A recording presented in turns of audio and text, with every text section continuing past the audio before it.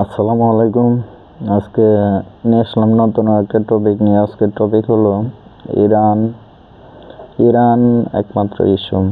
আর ইরানকে নিয়ে কথা বলার একটাই উদ্দেশ্য, এই যে ট্রাম্প বাবাজি বলছে না ইরানে অভিযান চালাইবে, এটা কোনো সময়ে সম্ভব না।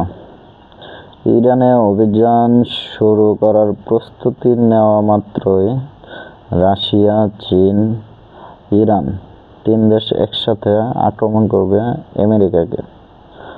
আর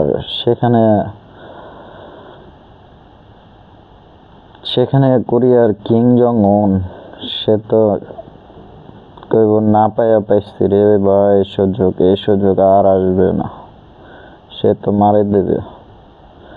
আসলে ইরানে আমেরিকা অভিযান এতটা সহজ বিষয় না।